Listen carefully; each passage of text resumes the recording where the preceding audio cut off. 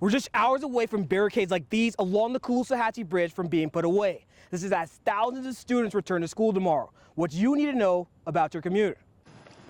All right, let's give you a live look right now at the Caloosahatchee Bridge as we are just hours away, you heard that right, from the bridge reopening. The bridge, as we know, has been closed all summer because FDOT says it would speed up the project to make it safer for pedestrians and bicyclists. Now, I know many of us have had to use the Edison or Midpoint Bridge to get back and forth as work was being done to add that sidewalk to the bridge there. And the opening of the bridge tomorrow morning comes as students in Lee County are ready to head back to school. Our NBC2's Mohammed Abdul-Qawi joins us live there in North Fort Myers. Mohammed, I'm sure a lot of neighbors and businesses in downtown Fort Myers are going to be happy this bridge is opening up again. That's right, Elise. This is definitely the talk of the summer. I spoke to an FDOT spokesperson earlier today. He told me that the Caloosahatchee Bridge will be open no later than 4 a.m. tomorrow morning. There's also a chance that it will be open before then. For a lot of people, I'm sure it's affected.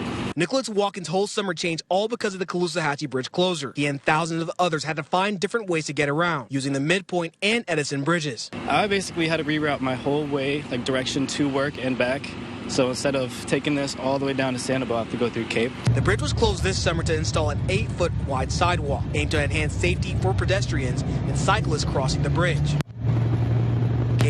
Says he has felt the pressure even before the bridge was closed. You'd have to sit on the bridge during bad traffic hours for about an hour to 45 minutes. Especially, it was actually right when it started, my daughter was being born. But for people like Nicholas and Caden, they won't have to worry anymore. FDOT says the bridge will open back for drivers starting no later than 4 a.m. Monday morning, just in time for Lee County students going back to school. Got to get the kids to school, man. That's the most important thing. Janella Newsom from FDOT says even though it's opening Monday, there will be limitations. The southbound lane will be down to 1 lane, while the northbound lanes will be open, but at times will be reduced to 1 lane as needed so crews can complete their work. Sometimes it depends on if they have large equipment, and they may need to use one of those northbound lanes. And so when we say intermittently, for now, both northbound lanes will be open for business. Closing the bridge down for 10 weeks allowed the project to be way ahead of schedule. Newsom said businesses that were in a pinch will see a difference.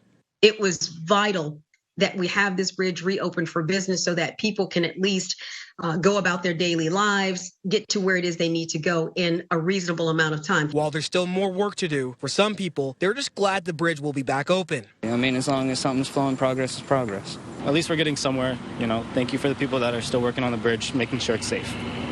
So it's a good start.